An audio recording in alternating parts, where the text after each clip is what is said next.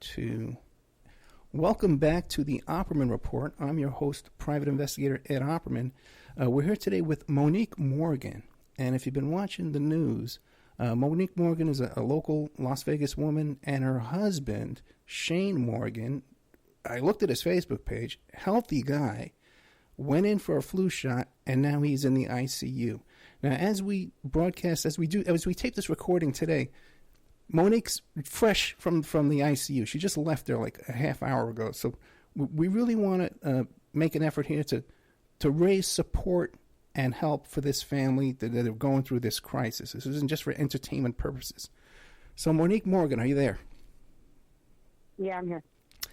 Can you tell us what happened? When did this start? When did he go in for the flu shot? We went to our local CVS and got the flu shot on November 2nd. He started developing flu-like symptoms about 36 hours afterwards. He had been telling everybody in our family that last time he had got the flu shot 25 years ago, he got really sick.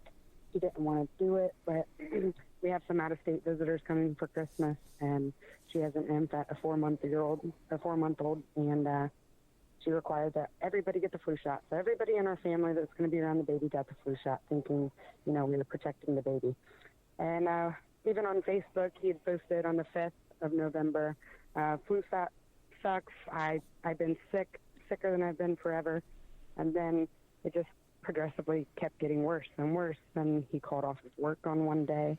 He's a very stubborn man, so he doesn't call off of work just for, leisure. He was really sick, but he sucked it up a few days afterwards and went back.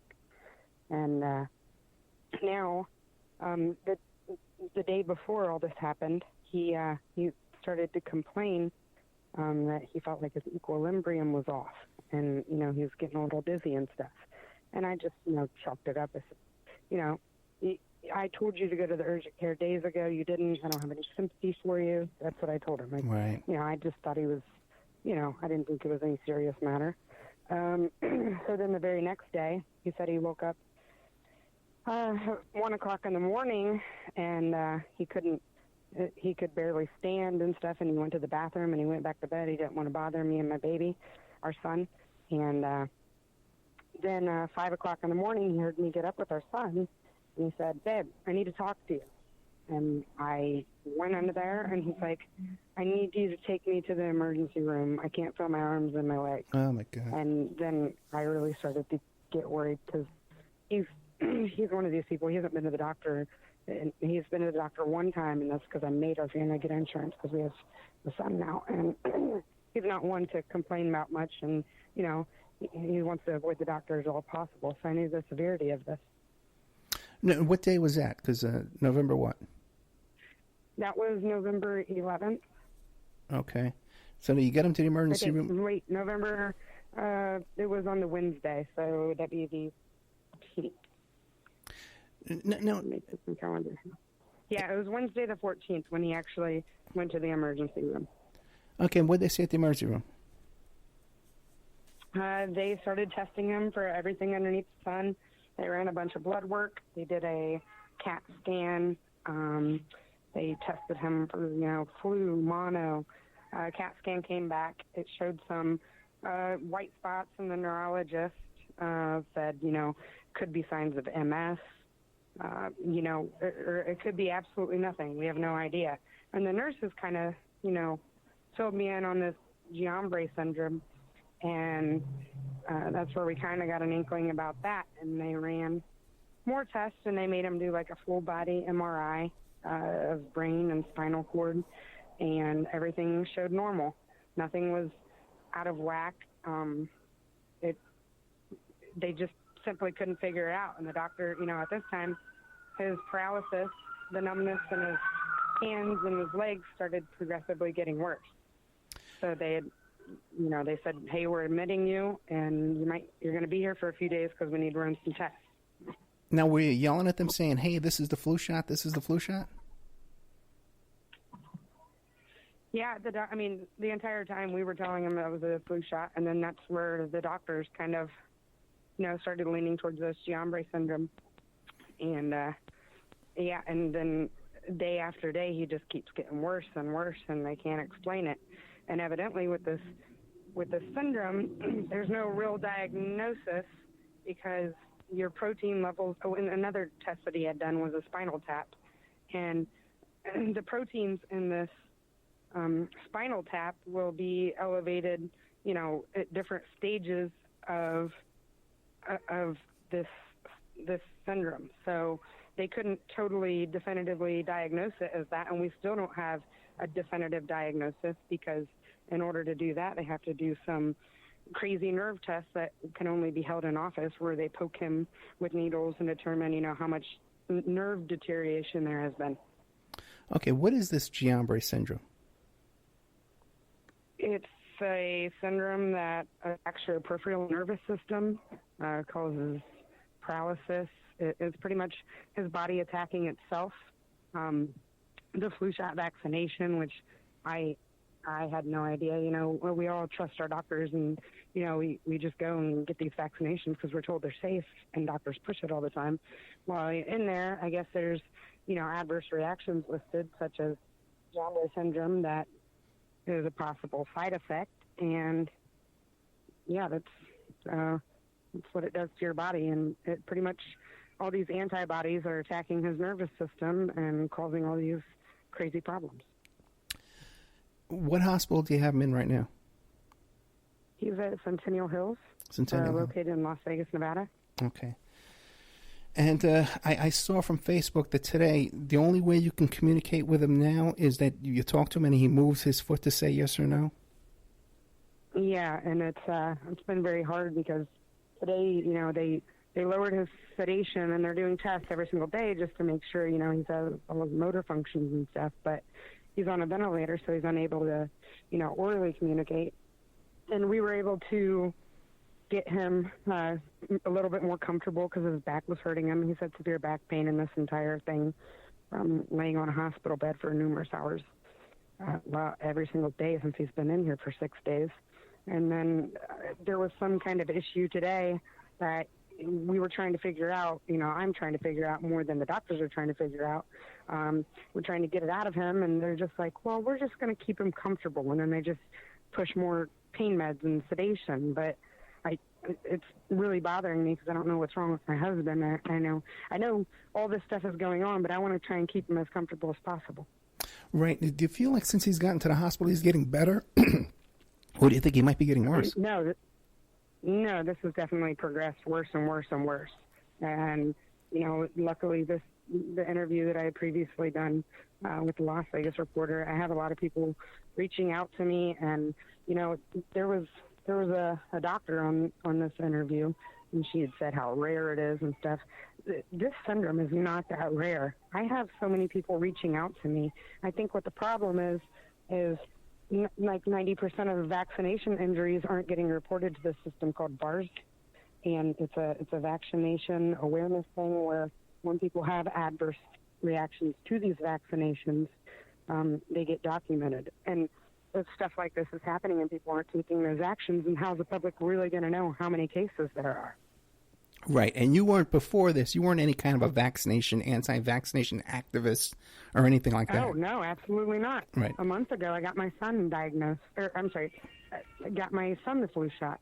He was due for his booster on Monday, and absolutely not am I not getting the booster vaccination for my 8-month-old son after his dad's having a reaction. They share blood.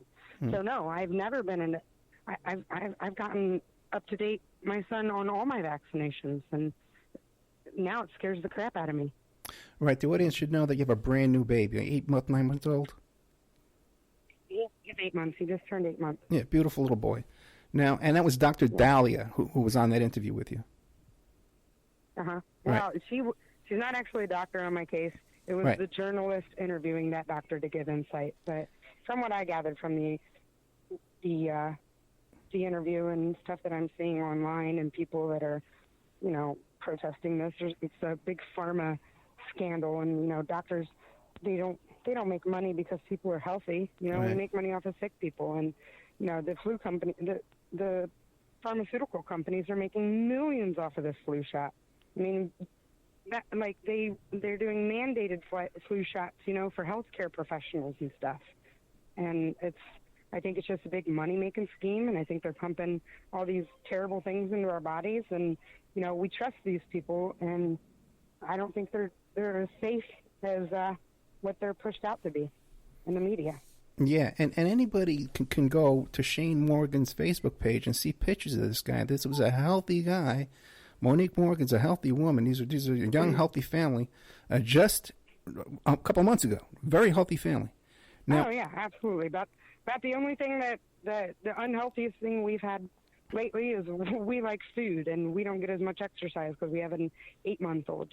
Right. Other than that, yeah, we're totally healthy. We're not on any crazy medications. Shane doesn't even have a prescription to his name. He doesn't need one.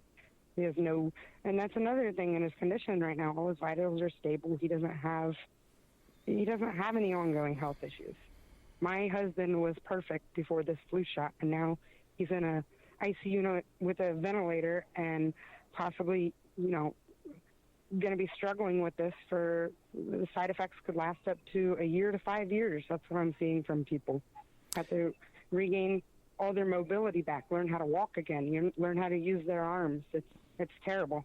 And there's nothing that I can do to make him better. Now, are people from the anti-vaccination community, natural health, is anybody reaching out to help you and offer you assistance? I've had a lot of people reach out talking about their stories so far with, their loved ones or themselves that have had this syndrome. Then I've seen on, multiple comments with our social media exposure, people saying that they are against. I haven't had any actual organizations reach out to me or anything. But, Shane has another daughter from a previous marriage, my stepdaughter, and, she's got that 4-month-old that I had explained earlier. And, she sends me a message and she's like, should we even get our kids vaccinated? I mean, right. It's just so scary. I know. God bless you. Okay, so a lot of people are commenting, they're offering their prayers and stuff like that, and advice and suggestions, but there's really no one stepping forward to help you. No, not really. I mean, just people, lending an ear, right. or offering to help watch the baby as I need to be at the hospital every single day with my husband. People kind of shooting like legal advice or, I don't know what to do in this situation. So I'm just kind of lost. I'm trying to do as much as I can for them. Right. And what about friends and family, a local church? Do you have a support system to help you out? My dad flew in from Ohio. He's been watching my son pretty much every day. I have, I've been blasting this on social media, and I'm pretty, I don't know, I got a lot of friends out here. Okay. So they've been helping out with the baby and offering, stuff. So, yeah, that's about it. Yeah, just imagine people out there who have a newborn baby, 8 months old. They barely sleep through the night to begin with. And now you have all this on top. I had an 8-month-old. I know what you're dealing with. Now, you haven't, as the time we're setting up this interview right now today on Tuesday morning, you haven't yet set up a GoFundMe account. But you do plan on setting one up? Yeah, I had a few people message me and offer to do that. And, I was really skeptical about it because me and my husband, we live pretty good lives. I'm a real estate agent. He is a lead estimator and a project manager for a construction company. And, but now, we're only going to have one income, and me being self-appointed as a real estate agent, I'm just going to tell you right now, who's going to want to, list with the agent that's definitely not going to be in the game. I'm honestly worried about, our finances, and I don't understand insurance as much as I probably should and what we're actually going to have to pay. I haven't called the insurance company to think about all this stuff. My main concern is how my husband's doing, but right. Everybody's been telling me that I need to do stuff like this because it's not going to be easy. Yeah. Okay, now, and there's some kind of a plan now to do this, some kind of a blood plasma exchange where they're going to recycle his blood? Yeah, he began the first treatment in which it was called IVIG, and He showed no improvement of that. He went 2 rounds on the